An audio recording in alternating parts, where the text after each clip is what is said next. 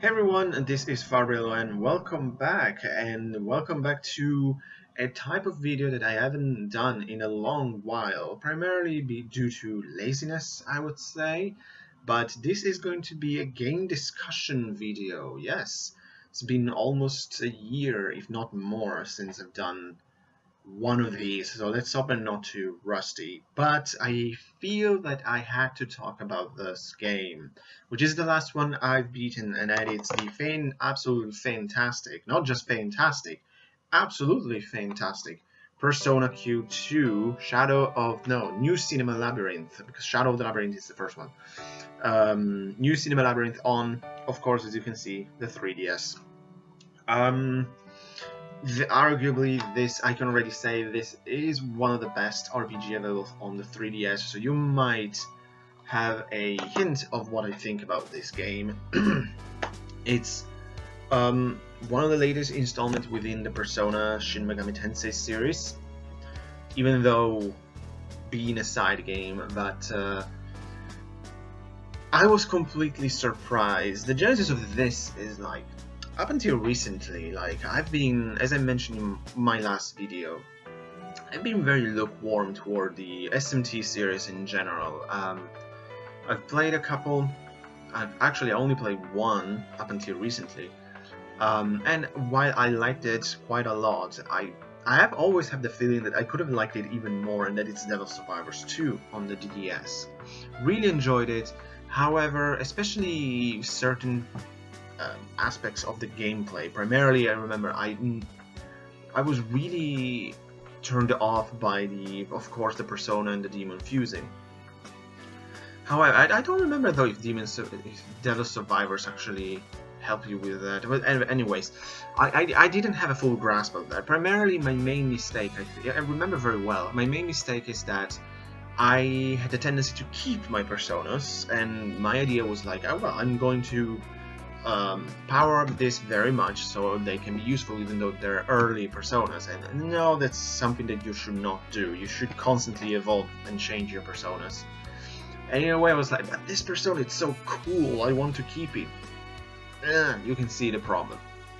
So but everything started to change when a couple of years ago, I think, if not just last year, I played Persona 4 Golden on the Vita, and I absolutely loved that game.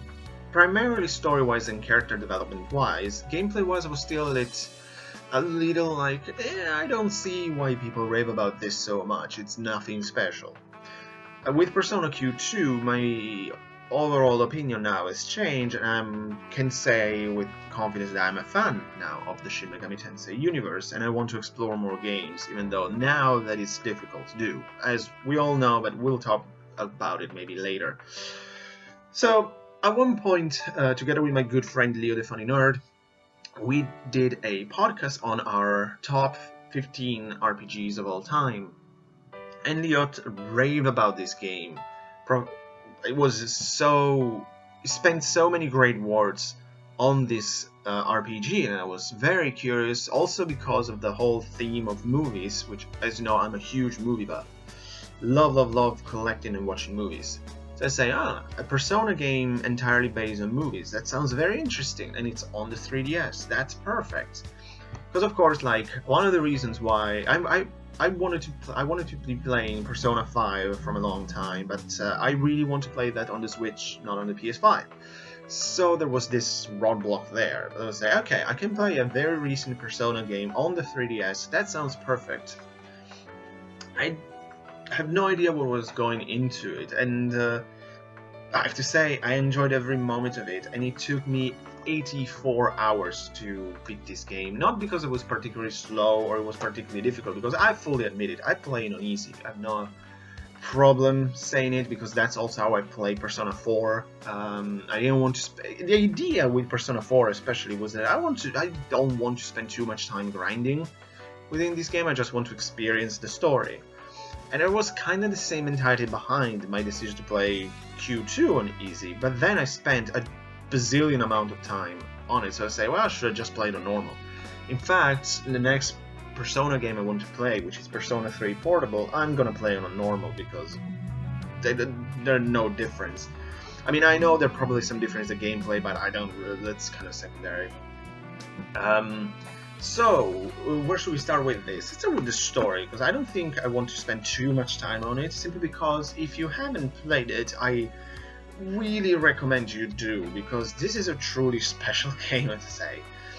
Interesting enough, I'm certain that I've played these games in absolutely the wrong order, because I'm not playing them in order. I played Persona 4 Golden, then I jumped to Persona Q2, and Persona Q2, it's basically a love letter to Persona fans. It's a huge crossover game, because you manage to gather all the parties from Persona 3, 3 Portable, 4, and 5. So, obviously, it would be better, you would enjoy the game more if you have previous knowledge on these games and on who these characters are. That wasn't my case.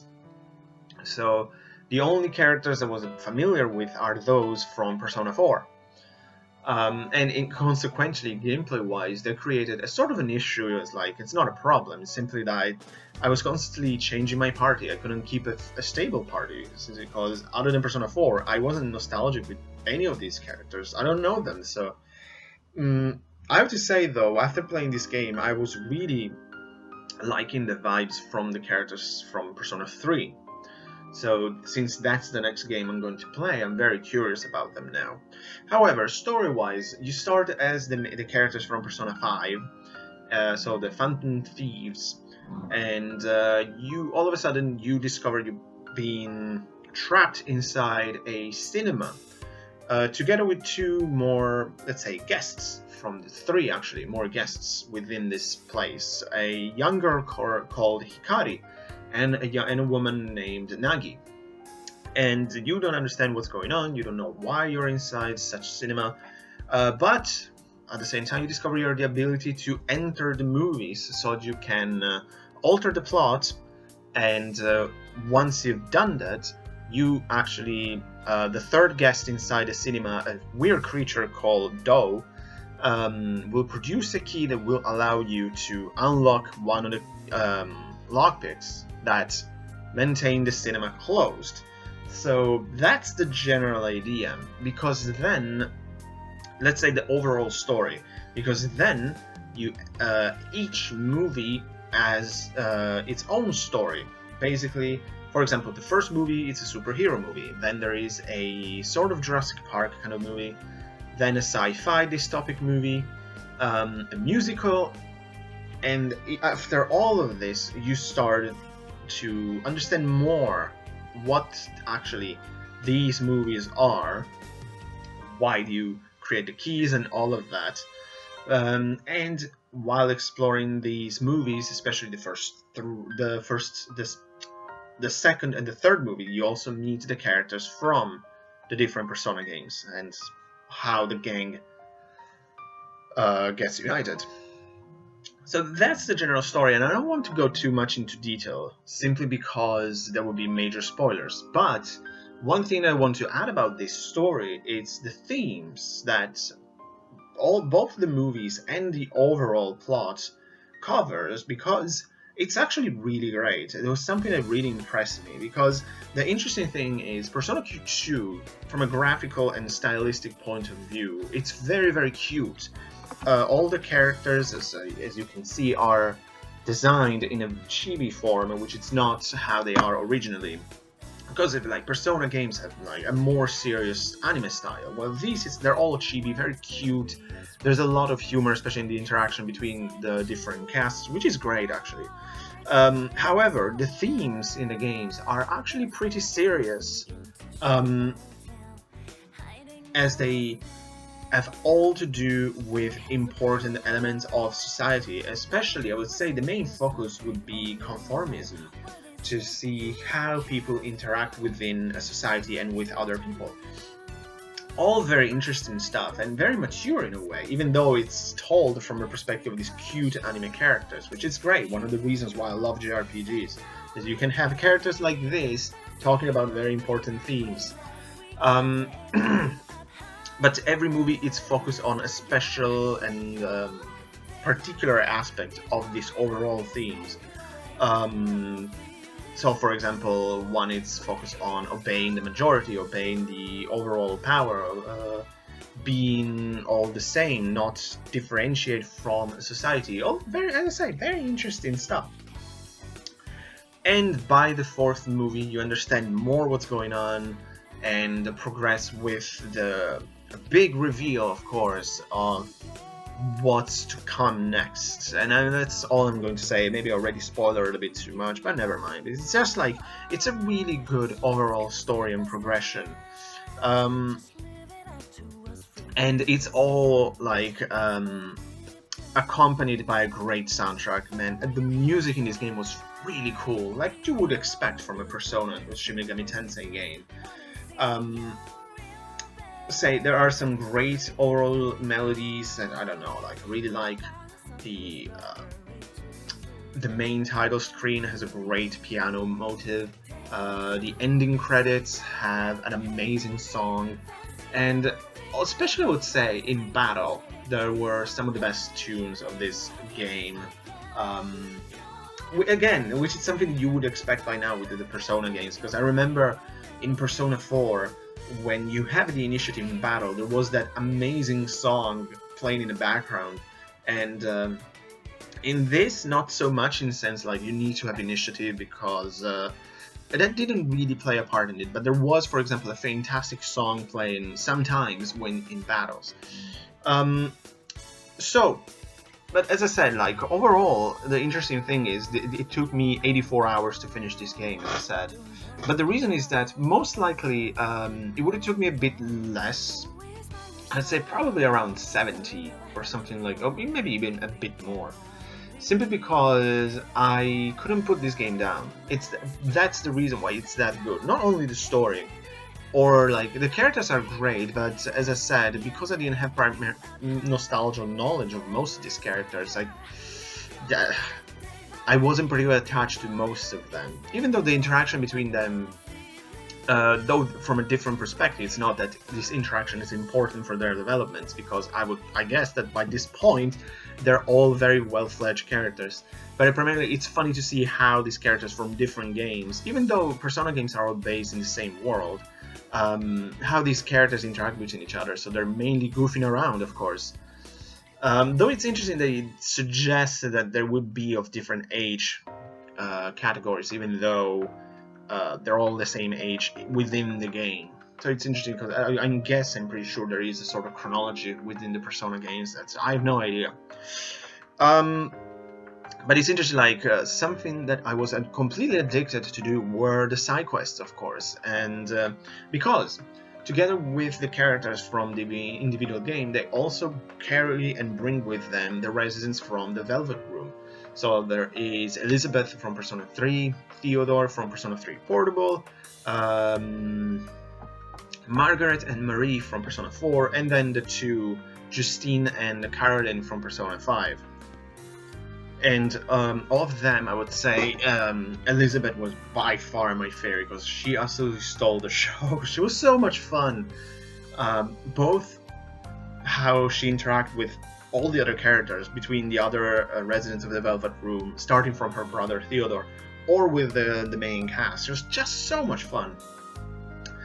But also the others, I would say not all of them had something to do. Like Margaret and Marie, not really.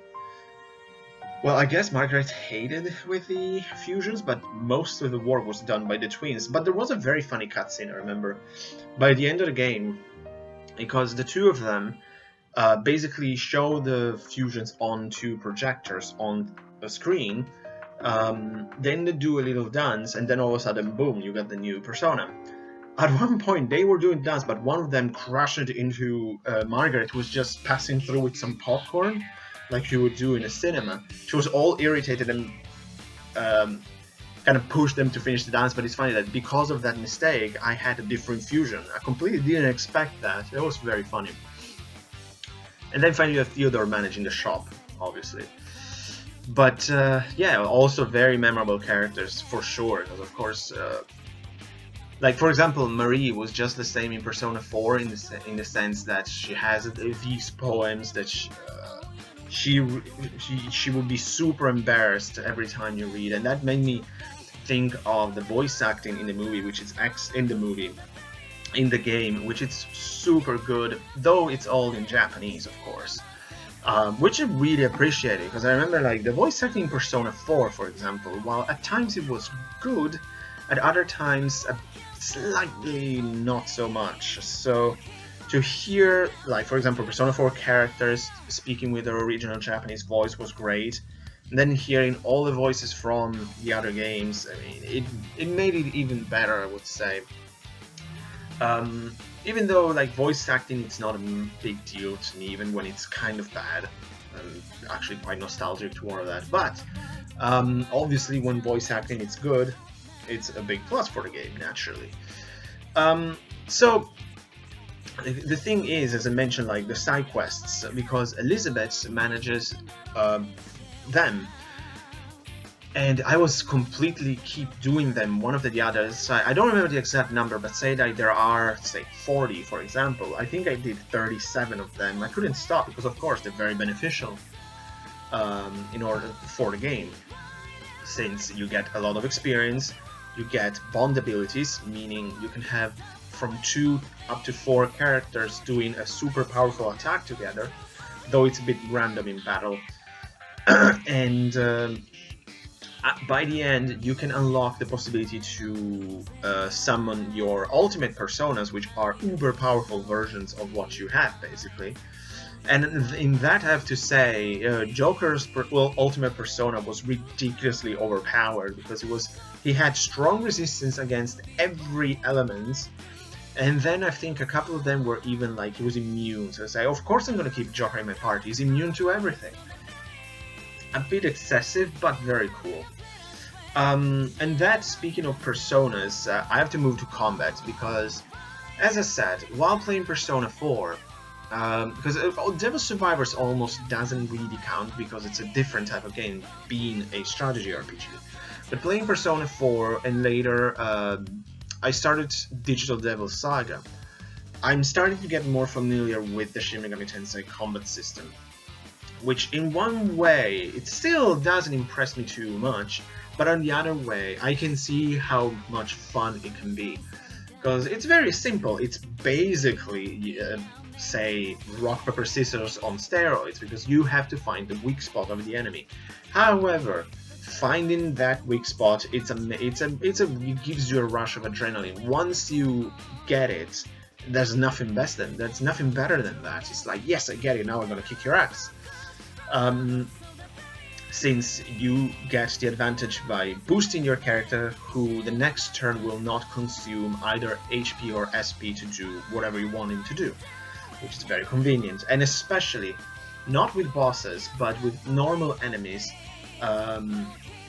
every time you find the correct element to attack with them, you will basically knock them out, and if all of them are knocked out, you can perform a unison attack, which you have the entire party charging and do massive damage. And if you kill the enemy with a unison attack, you will get more experience. I think it's like 1.2 more at the beginning, and by the end, with some side missions, you can increase that to 1.5.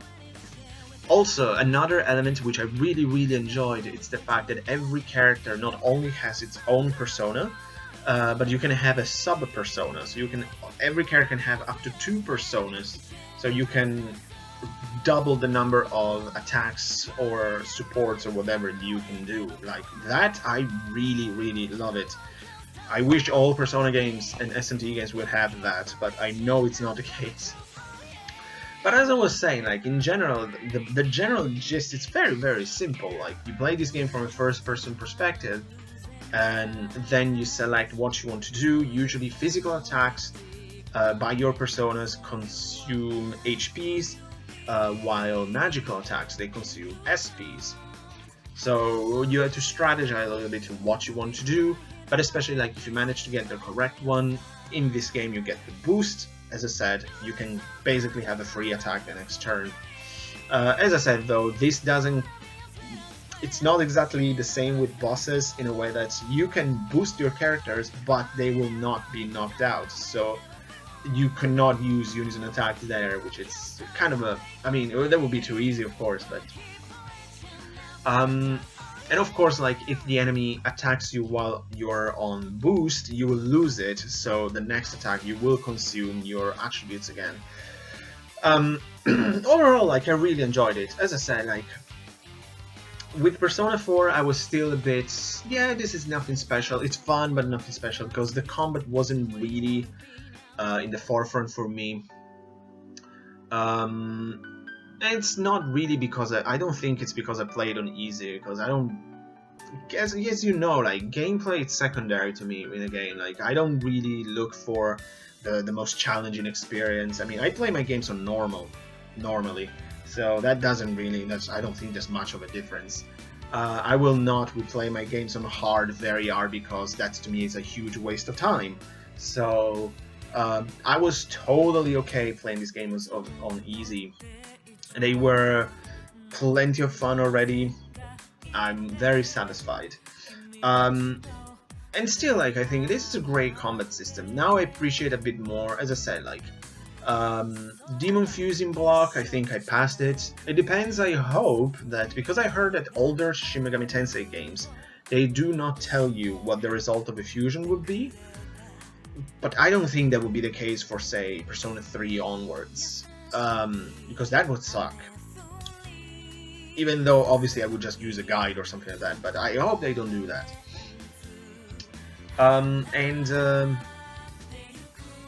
Generally, combat-wise, as I said, I enjoyed it now. It's cool to look and especially find the weak spot of an enemy, even though it can be frustrating when you try everything and then you realize the only element they're weak against is, of course, the only one you don't have. It happened a lot, and I was like, Jesus Christ, of course it's that. But other than that, like, overall, I really enjoyed it. As I said, like, the combat, it's fun now. I get it, and all the rest I was already, like, story style, themes, all that elements. I already like them, how they're told and how they're experienced through a Shin Megami Tensei game. So now, of course, like, because of Persona 4 Golden and this, I've completed this sort of hat-trick that made me a fan of the series. I want to play more Shin Megami Tensei games. As I said, I already started Digital Devil Saga, because I have both of them on PS2, and they're really, really, really cool games, even though, of course, they're much older, so they're quite rudimentary compared to Persona Q2, but that setting, those graphics, they're super cool. A great story. Combat system is basically the same. Man, I wish they remade those games. They would be phenomenal in HD. But of course, say for example, I want to play Nocturne HD, which is Shin Megami Tensei 3. I want to play Shin Megami Tensei 5, both of them on Switch, whenever they're gonna be released. And ideally, I want to play some more older games. For example, I downloaded Persona 3 Portable on my Vita, and it's the next game I'm going to play, even though currently I'm playing Donkey Kong on 3DS. But after, because I needed a break from RPGs, and I'm really glad I did. That's such a fun game. But next, I know I'm going to play Persona 3 Portable, and that will take the rest of the year easily and more, I think. So I don't think it will be included in my 2020 Games of the Year. Maybe, we'll see. But I think this might be it for Persona Q2. I believe I covered a bit of everything. If you have anything to add, just write comments, or I don't know if you want to do a video response, I don't know, but just write a comment so we can chat a bit more on this game, because it deserves to be discussed, because as I said at the beginning, this is a phenomenal game, easily one of the best RPGs on the 3DS, and even one of the best RPGs you can get. I mean, it's really easy to get into it. It has a great story, a huge cast of characters, and in general I would say you don't need to be familiar, or at least not too familiar, with the Shin Megami Tensei formula. I mean, it gets you up to speed, especially gameplay-wise. While story-wise, you don't need to play the three Persona games because it has its own story. And the fact that it's like, oh my god, I don't know who Junpei is, I mean, it doesn't really matter for enjoying this game. So I cannot recommend this enough. As I said, fantastic RPG. I mean, think about it. It's one of the best RPGs on one of the best console ever made. So that's quite the statement in the recommendation. But Persona Q2, phenomenal game. Couldn't recommend it enough. And that's it. So that's my grand return for the game discussions. Hopefully I didn't jump too much from one topic to the other, but hopefully I managed to make it coherent. Hopefully, let me know. But in the meanwhile, thanks so much for watching, like always, guys, and I'll see you soon. Take care.